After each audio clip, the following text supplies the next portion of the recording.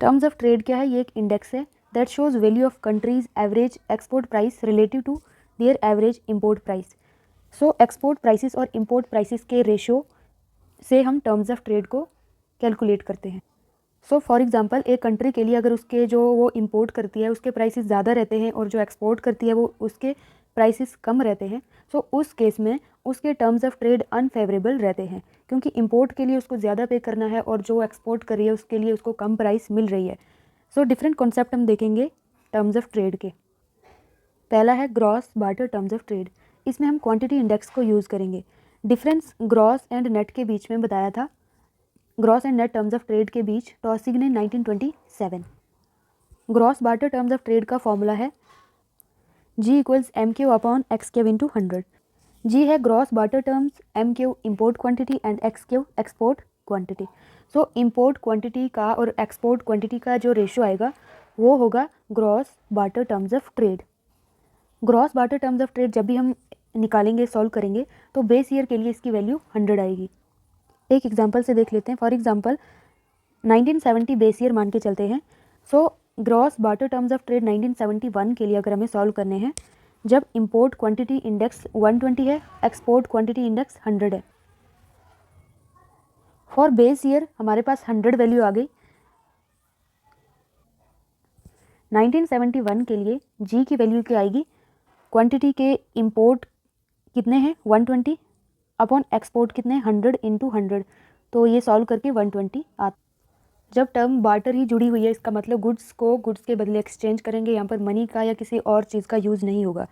सो यहाँ पे क्या है, हम सेम क्वांटिटी को एक्सपोर्ट कर रहे हैं और इंपोर्ट इंक्रीज़ हो रहा है 100 से 120।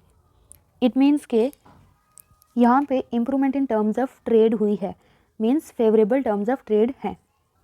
हमें ज़्यादा इंपोर्ट्स मिल रहे हैं for same export, that is improvement in terms of trade. अगला है net barter commodity terms of trade. दूसरा कॉन्सेप्ट टर्म्स ऑफ ट्रेड का है नेट बार्टर और कॉमोडिटी टर्म्स ऑफ ट्रेड। इसमें हम प्राइस इंडेक्स का यूज़ करते हैं। For example gross barter terms of trade में हमने क्वांटिटी का यूज़ किया, इसमें हम प्राइस का यूज़ करेंगे। Price index for imports and price index for exports का रेशो। सो नेट बार्टर और commodity terms of trade N से डिनोट किया है। इसका फॉर्मूला क्या है? Export price to the import price into 100। So same जैसे बार्टर में हमने देखा था, ग्रॉस बार्टर में, नेट बार्टर और कॉमोडिटी टर्म्स ऑफ ट्रेड में भी प्राइस इंडेक्स जो होगा बेस ईयर के लिए वो हमेशा 100 लेंगे। एग्जांपल से जैसे फॉर एग्जांपल 1970 में बेस ईयर 1970 लिया, उसमें हमारे पास कॉमोडिटी टर्म्स ऑफ ट्रेड 100 है। 1971 में हमारे पास इम्प्रूवमेंट होती है टर्म्स ऑफ ट्रेड में बाई 20%। वो कैसे हुआ? फॉर्मूला क्या था कॉमोडिटी टर्म्स ऑफ ट्रेड का? Export prices upon import price into 100। सो 1971 में एक्सपोर्ट प्राइस 120 हो जाती है, जो कि 1970 में 100 थी, 100 से बढ़ के 120 हो गई 1971 में। बाकी इंपोर्ट प्राइस 100 ही रही, तो हमारे पास सॉल्व करके 120 आता है आंसर।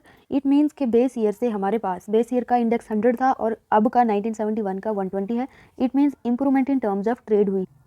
इंप्रूवमेंट यहाँ पे क्यों हुई है? क्योंकि इंपोर्ट्स को हम 100 की प्राइस पर ही सेम इंपोर्ट्स को परचेज कर रहे हैं, लेकिन एक्सपोर्ट की प्राइसेस जो हैं वो हमारी इंक्रीज़ हो गई हैं। अब सेम क्वांटिटी जो एक्सपोर्ट कर रहे थे हम, वो 120 प्राइस में हम एक्सपोर्ट करेंगे।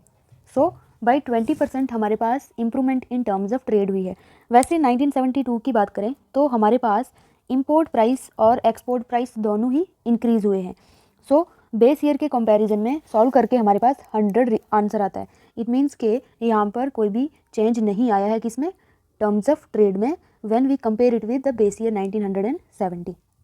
So 1973 में अगर हम देखें, 1973 में हमारे पास टर्म्स ऑफ ट्रेड डिटीरियोरेट होते हैं, क्योंकि हमारी इंपोर्ट प्राइसेस बढ़ जाती हैं और एक्सपोर्ट प्राइसेस नहीं बढ़ती। तो इंपोर्ट के लिए हमें ज़्यादा प्राइस पे करनी पड़ती है, जिसके कारण हमारे पास जो टर्म्स ऑफ ट्रेड है अनफेवरेबल हो जाता है या डिटीरियोरेट हो जाता है।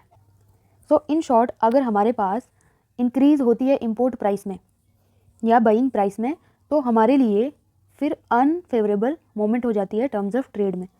सो कंक्लूड अगर हम करें, कंक्लूजन क्या है इस कॉमोडिटी टर्म्स ऑफ ट्रेड की, कि maximization of commodity terms of trade का मतलब है मैक्सिमाइजेशन ऑफ इकोनॉमिक वेलफेयर। क्योंकि maximization of terms of trade तभी हो पा रही है कि जब हमारे पास एक्सपोर्ट प्राइसेस बढ़ जाएं या इंपोर्ट प्राइसेस कम हो जाएं। सो तभी हमारे पास terms of trade, commodity terms of trade maximise हो रहा है। ये हमारे लिए बेनिफिशियल होगा। इससे हम अंदाज़ा लगा सकते हैं, गेस कर सकते हैं कि इकोनॉमिक वेलफेयर भी इंक्रीज़ होगी, क्योंकि हमारी एक्सपोर्ट की प्राइसेस बढ़ रही हैं या तो हमें इंपोर्ट के लिए कम पे करना पड़ रहा है। लेकिन हैबरलर के अकॉर्डिंग इकोनॉमिक वेलफेयर एक कंट्री की तभी मैक्सिमाइज होती है जब टर्म्स ऑफ ट्रेड ऑप्टिमाइज्ड होते हैं, ना कि मैक्सिमाइज्ड जैसा कि कमोडिटी टर्म्स ऑफ ट्रेड का कॉन्सेप्ट मानता है। हैबरलर की एक्सप्लेनेशन को देखते हैं। Economic welfare is not how high are export prices but how high are export. Haberler कहते हैं कि इकोनॉमिक वेलफेयर तब ज़्यादा होती है जब हमारे पास एक्सपोर्ट अर्निंग ज़्यादा होती है, ना कि एक्सपोर्ट प्राइसेस। क्योंकि अगर मान के चलो एक्सपोर्ट प्राइसेस हमारे कंट्री की इंक्रीज़ होती हैं तो ऐसा भी रिजल्ट हो सकता है कि जो फॉरेन कंट्रीज़ हों या फॉरेन बायर्स हों वो हमारी कमोडिटी को बहुत ही कम क्वांटिटी में डिमांड करें। सो अगर डिमांड बहुत ज़्यादा कम हो जाती है तो हमारा रेवेन्यू जो होगा वो बहुत ही कम होगा, क्योंकि ज़्यादा क्वांटिटी ऑफ आउटपुट हम सेल ही नहीं कर पाए हैं। तो as a result reduced earning होगी, जिसका मतलब रिड्यूस्ड वेलफेयर होगी। लेकिन हमारे पास यहाँ पर एक्सपोर्ट की प्राइसेस बहुत ज़्यादा है, जिससे कि कमोडिटी टर्म्स ऑफ ट्रेड की वैल्यू ज़्यादा होती, लेकिन हमारे पास इसका ऑपोजिट इफेक्ट आ रहा है। The optimum terms of trade which maximise the welfare is not highest price of the good which a country could possibly obtain. Haberler कहते हैं कि ऑप्टिमम टर्म्स ऑफ ट्रेड वो हाईएस्ट प्राइस ऑफ एक्सपोर्ट नहीं हो सकती है जो कि एक कंट्री पॉसिबल है उसके लिए वो उतनी प्राइस को चार्ज कर सकती है या ऑब्टेन कर सकती है।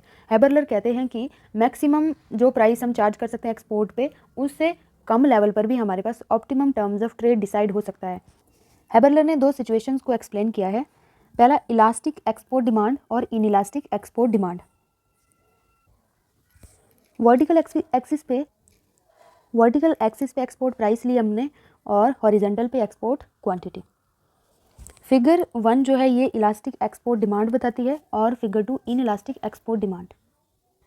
इन दो डायग्राम्स में क्या हो रहा है, फर्स्ट जो इलास्टिक एक्सपोर्ट डिमांड है इसमें थोड़ा सा प्राइस में चेंज हो रहा है, इतना सा, तो हमारे पास जो एक्सपोर्ट क्वांटिटी की डिमांड है वो बहुत ज़्यादा कम हो जाती है, CF से रिड्यूस हो जाती है या FC से रिड्यूस हो जाती है जब हमारे पास प्राइस DA से इंक्रीज़ करती है। सो इतनी सी प्राइस इंक्रीज़ होने पे हमारे पास जो क्वांटिटी डिमांडेड है हमारे एक्सपोर्ट्स की वो बहुत ज़्यादा फॉल करती है in case of elastic export demand. और दूसरा केस है इनइलास्टिक एक्सपोर्ट डिमांड की, जिसमें कि बहुत ज़्यादा प्राइस में इंक्रीज़ होने से या चेंज होने से AD से हमारे पास बहुत कम fall in quantity demanded of exports.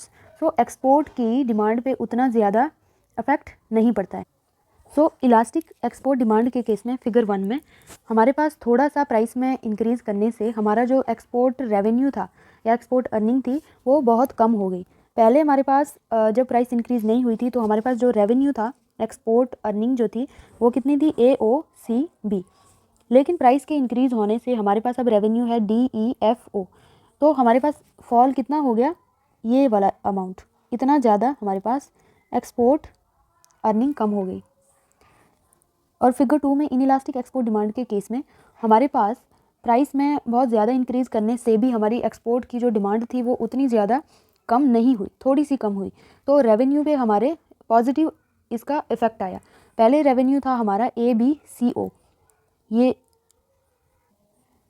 ये वाला region, but after increase in price हमारे पास रेवेन्यू ये वाला हो जाता है। सो रेवेन्यू बढ़ जाता है in case of inelastic export demand. So ये है डायग्राम की एक्सप्लेनेशन।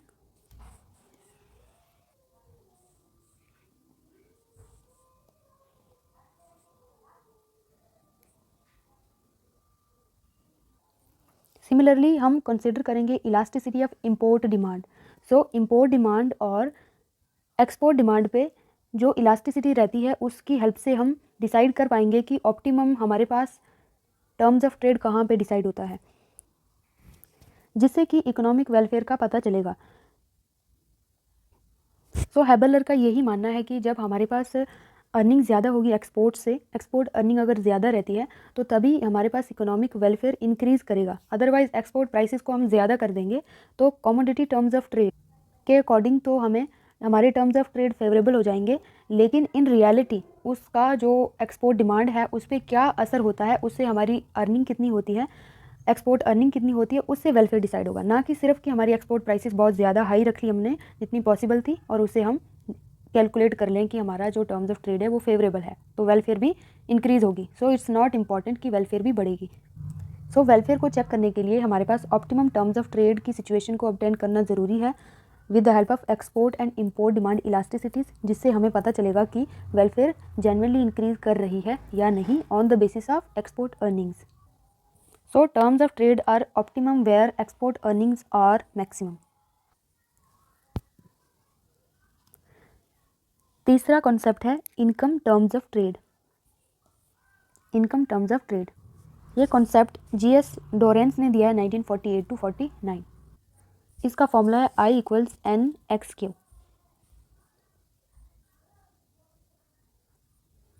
एन क्या है? Commodity terms of trade, commodity terms of trade,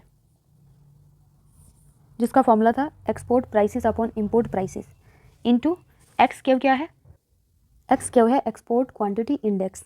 commodity terms of trade में हमने ओनली प्राइसेस का इंडेक्स देखा था, एक्सपोर्ट प्राइसेस और इंपोर्ट प्राइसेस का इंडेक्स, लेकिन इनकम टर्म्स ऑफ ट्रेड में कमोडिटी टर्म्स ऑफ ट्रेड जिसमें प्राइस इंडेक्स है into export quantity index X Q भी इंक्लूड करेंगे।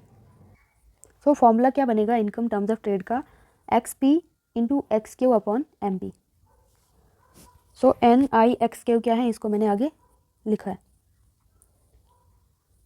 इनकम टर्म्स ऑफ ट्रेड 100 है फॉर बेस ईयर, जैसे बाकी के जो trade terms of trade index लिए वो भी बेस ईयर के लिए 100 से, ये इनकम टर्म्स ऑफ ट्रेड भी बेस ईयर के लिए 100 होगा। फॉर एग्जांपल अगर हम देखें 1970 को बेस ईयर मान के चलें, उसका इंडेक्स 100 है। 1971 में हमारे पास improvement in terms of trade होती है। सो आई क्या था? इनकम टर्म्स ऑफ ट्रेड क्या था? X P upon M P into X Q. Base year में एक्सपोर्ट प्राइस, इंपोर्ट प्राइस और एक्सपोर्ट क्वांटिटी सारे इनकी वैल्यू 100 100 100 है।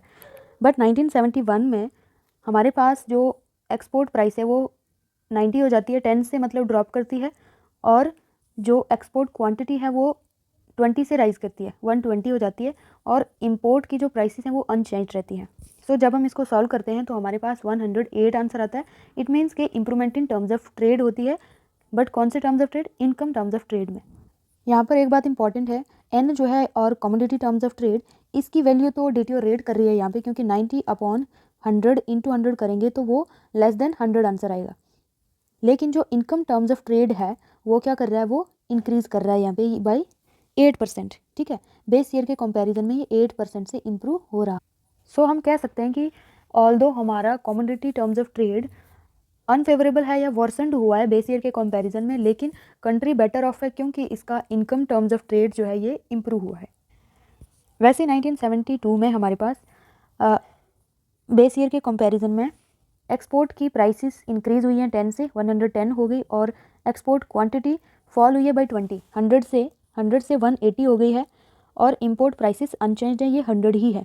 सो सॉल्व करके हमारे पास 88 आंसर आता है। सो बेस ईयर का जो हमारे पास इंडेक्स था वो 100 है, टर्म्स ऑफ ट्रेड 100 है, और अब जो सॉल्व किया हमने 1972 का ये 88 आ रहा है। सो डिटोरेट हुआ हमारे पास terms of trade, income terms of trade deteriorate here's. और यहाँ पर एन को अगर हम देखें, एन तो इम्प्रूव कर रहा है, एन मतलब कमोडिटी टर्म्स ऑफ ट्रेड तो यहाँ पे इम्प्रूव कर रहा है, लेकिन हमारे पास इनकम टर्म्स ऑफ ट्रेड क्या कर रहा है? वो डिटोरेट कर रहा है। इस डिटेल में मैंने वही एक्सप्लेन किया है जो ऊपर हमने सॉल्व किए एग्जांपल्स, उसी को एक्सप्लेन किया है। अगला कॉन्सेप्ट है टर्म्स ऑफ ट्रेड का single factorial terms of trade, developed by Jacob Viner in 1937। ये रेशो है export and import price index का, जिसमें हम मल्टीप्लाई करते हैं productivity of factors used in export production. So formula क्या है इसका? एस और single factorial terms of trade equals N into X Z. N है हमारे पास commodity terms of trade. So इसको एक्सपेंड करके लिखेंगे एन की जगह X P upon M P into X Z. X Z means कि export productivity index. So value S की बेस ईयर के लिए 100 ही रहेगी।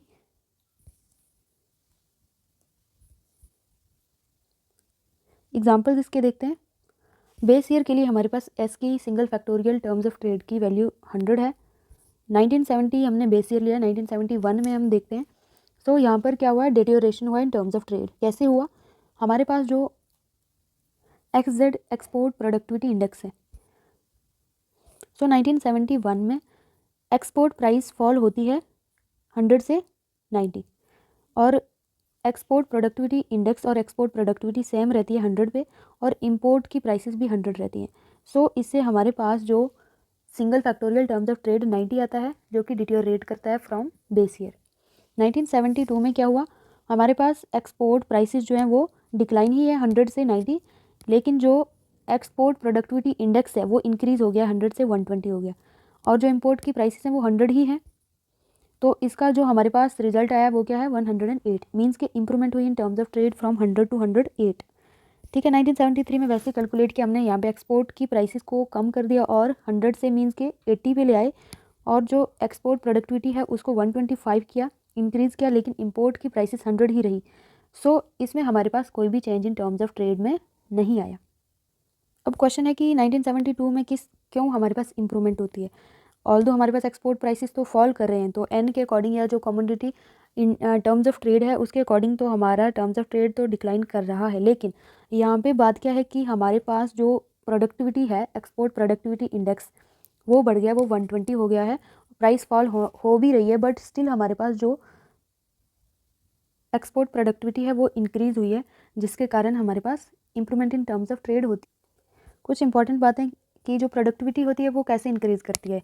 ये एक तो टेक्नोलॉजी में अगर इंप्रूवमेंट हो रही है उससे इंक्रीज़ कर सकती है, उसके अलावा अगर लेबर एफिशिएंट है तो उससे भी हमारी प्रोडक्टिविटी इंक्रीज़ होता है एक्सपोर्टिंग कंट्री को, लेकिन प्रोडक्टिविटी गेन होता है इंपोर्टिंग कंट्री को। जिस कंट्री में वो इंपोर्ट्स हो रहे हैं तो वहाँ पे प्रोडक्टिविटी का शिफ्ट हो जाएगा, मीन्स प्रोडक्टिविटी गेन होगा। अगला है हमारे पास double factorial terms of trade. इसमें क्या है, इसमें हमने एक्सपोर्ट की प्रोडक्टिविटी के साथ साथ इंपोर्ट प्रोडक्टिविटी इंडेक्स भी ऐड करना है, इसीलिए दो प्रोडक्टिविटी इंडेक्स को ऐड कर रहे हैं, ये हो गया double factorial terms of trade. इसका फॉर्मूला क्या है, D equals N into X Z upon M Z.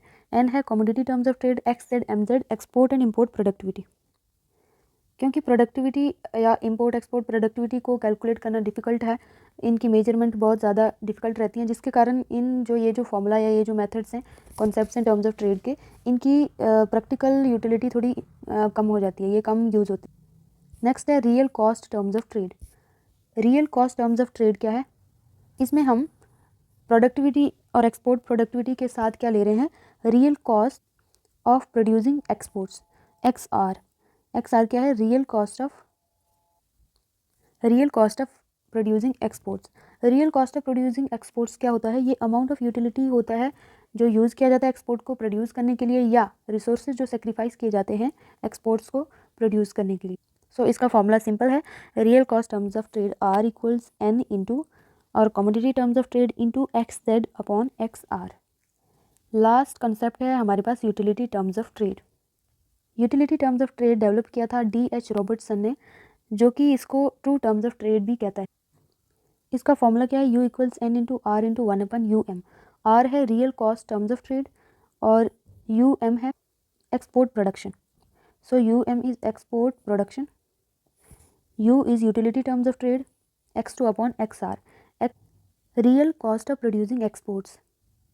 इन सब में से इंपॉर्टेंट जो टर्म्स ऑफ ट्रेड है वो है कमोडिटी टर्म्स ऑफ ट्रेड। ये बहुत ज़्यादा इंपॉर्टेंट कॉन्सेप्ट है टर्म्स ऑफ ट्रेड का, पार्टिकुलरली गेन्स फ्रॉम ट्रेड को मेजर करने के लिए।